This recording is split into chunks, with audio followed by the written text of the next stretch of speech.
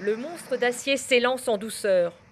12 rangées de roues, 48 pneus assurent la marche de cet engin de 286 tonnes propulsé par des moteurs de 1400 chevaux. Son nom, AIT 400. Lorsqu'il sera à nouveau équipé de ces bras gigantesques, il pèsera 400 tonnes. Pour l'instant, le périple sur asphalte de ce fardier titanesque jusqu'au bâtiment de propulsion du centre spatial est un événement. C'est la première fois en Guyane que nous avons un convoi aussi lourd. Donc ça nécessite beaucoup d'énergie et de coopération avec tous les acteurs, puisqu'on a 17 personnes entités qui sont concernées par l'opération.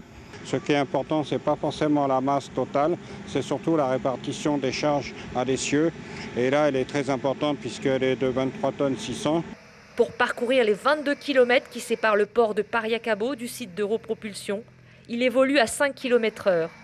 Encadré par une escorte de gendarmes, de policiers, de techniciens. Au total, une trentaine de personnes pour babysitter le bébé, comme plusieurs le surnomment avec affection. Pendant que certains sont à l'avant-garde pour installer les plaques d'acier de 5 cm qui protègent les ouvrages d'art, comme des bus d'évacuation, d'autres, en éclaireur, dégagent le passage. Ce qui est particulier, c'est qu'on s'arrête beaucoup. Normalement, sur un convoi, on devrait rouler lentement et s'arrêter de temps en temps. Mais là, apparemment, il y a beaucoup de situations où on doit poser le pied de manière à vérifier s'il suit pas. Et apparemment, lui, il est ralenti par tout un tas soit de petits problèmes, soit d'ajustements vis-à-vis de la route. Le long des flancs du fardier, la chaleur est intense. Pas question de tomber en panne. Il n'existe pas de pièces sur place pour réparer.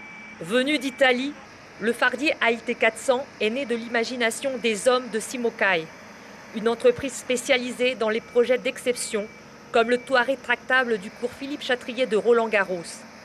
Désormais, c'est le plus gros fardier jamais mis en service en Guyane. C'est un convoi qui fait 25 mètres de long, un moyen qui fait plus de 6 mètres de haut et qui va nous servir donc pour le futur programme Ariane 6 et le futur programme Vega C pour pouvoir transporter les boosters, qu'on appellera les moteurs P120C, les transporter à l'horizontale, mais également pouvoir les verticaliser ou les horizontaliser pour pouvoir les amener sur les différents postes de travail dont on aura besoin.